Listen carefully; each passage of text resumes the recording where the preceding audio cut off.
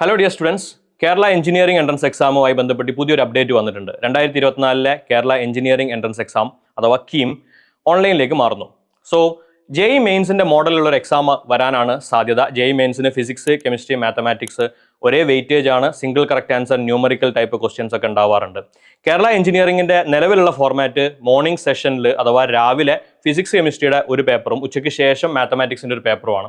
അതിന് പകരം ഒരു സിംഗിൾ പേപ്പറിലേക്ക് ഫിസിക്സ്, കെമിസ്ട്രി, മാത്തമാറ്റിക്സിന് ഈക്വൽ വെയിറ്റേജ് വരുന്ന തരത്തിൽ ഒരു സിംഗിൾ പേപ്പറിലേക്ക് മാറാൻ സാധ്യതയുണ്ട്. അതിൽ ന്യൂമറിക്കൽ, സിംഗിൾ കറക്റ്റ് ടൈപ്പ് ക്വസ്റ്റ്യൻസും നെഗറ്റീവ് മാർക്സും ഒക്കെ അതുപോലെ തന്നെ നിലനിൽക്കാം.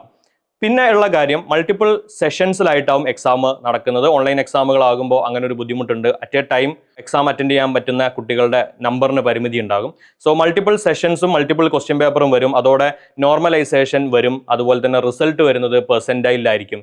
ഈ രീതിയിലായിരിക്കും 2024 കേരള എഞ്ചിനീയറിംഗ് എൻട്രൻസ് എക്സാം എന്നാണ് പുറത്തു വരുന്ന ന്യൂസ്. കൂടാതെ ഒരു കാര്യം കൂടെ, ഫാർമസിയുടെ അഡ്മിഷൻ സാധാരണ നടക്കാറുള്ളത് കേരള എഞ്ചിനീയറിംഗിന്റെ ഫിസിക്സ്, കെമിസ്ട്രി പേപ്പറിന്റെ മാർക്കിനെ ബേസ് ചെയ്ത് മാത്രമാണ്. ഈ വരുന്ന വർഷം അങ്ങനെ ഒരൊറ്റ സിംഗിൾ എക്സാം ആണ് ഫിസിക്സ്, കെമിസ്ട്രി, മാത്തമാറ്റിക്സ് എങ്കിൽ അഡ്മിഷൻ ഫാർമസിക്ക് എങ്ങനെയാണ് നടക്കുക എന്നുള്ളത് ഇതുവരെ പുറത്തു വന്നിട്ടില്ല. കൂടുതൽ ഡീറ്റെയിൽസ് നമുക്ക് നോട്ടിഫിക്കേഷൻ വരുന്ന സമയത്ത് ക്ലിയർ ആകും. That's all for now. Thank you.